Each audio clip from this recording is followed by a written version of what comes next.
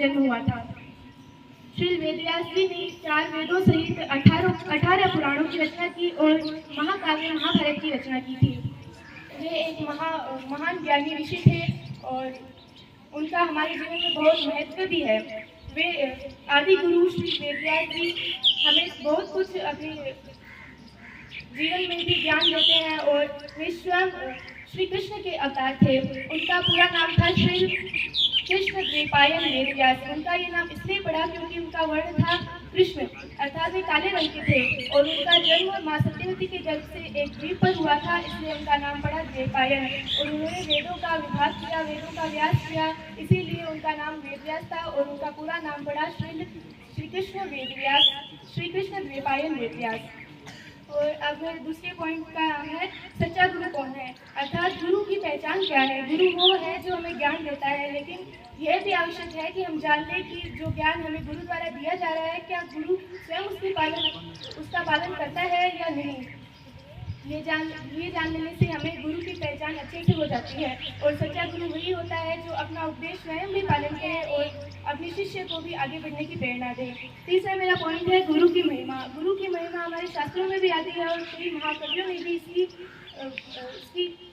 बारे में हमें कई जगह बताया है। जैसे कि कबीरदास जी ने कहा है, गुरु गोविंद दो खड़े ताके लागू पाए, बलिहारी गुरु आपने गोविंद दियो बताए, कबीरा गोविंद दियो बताए। अर्थात गुरु हमें गोविंद से मिलाता है, अर्थात इसीलिए गुरु गोविंद से भी ज़्यादा आदरणीय है हमारे लिए। इसी प्रकार उन्होंने एक और दोहे में हमें समझाया है कि अगर मैं सब धरती कागज करूं, लेखन वनराज सात समंदर मसी करूं, गुरु का ज्ञान गुरु की महिमा लिखी न जाए। अर्थात अगर सारी पृथ्वी को भी कागज मानकर और सभी वनों के पेड़ों को अगर लेखनी मानकर और 7 समुद्रों के जल को मसी मानकर या अर्थात शाही मानकर गुरु की महिमा लिखना चाहे तो वो भी कम पड़ जाएगा। गुरु की महिमा हम लिख ही नहीं सकते। अर्थात गुरु की महिमा अपार है।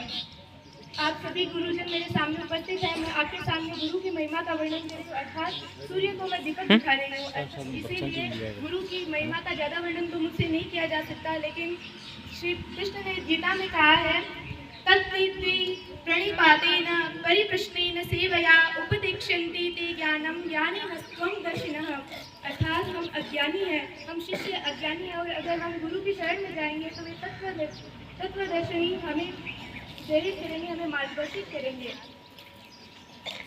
और हमारे गुरुओं के लिए हम क्या कर सकते हैं। गुरुओं के लिए यूँ तो हम कुछ भी करें कम ही होगा, लेकिन ज़्यादा से ज़्यादा हमें कोशिश करनी चाहिए कि हमारे गुरुओं को हम खुश रख सकें अपने बेस्ट रिजल्ट के द्वारा और वे हमसे कभी दुखी ना हो। इसीलिए इस अवसर पर मैं आज अपने मन की बात कहना चाहूँगी कि आज सभी गुरुओं से मेरा एक वादा है कि मेरे रिजल्ट से मेरा जो 12th क्लास का रिजल्ट होगा उससे आपको बहुत खुशी होगी। आशा करती हूँ आप लोगों को मेरा वादा पूरा करने में आप लोग सहायता करेंगे। धन्यवाद।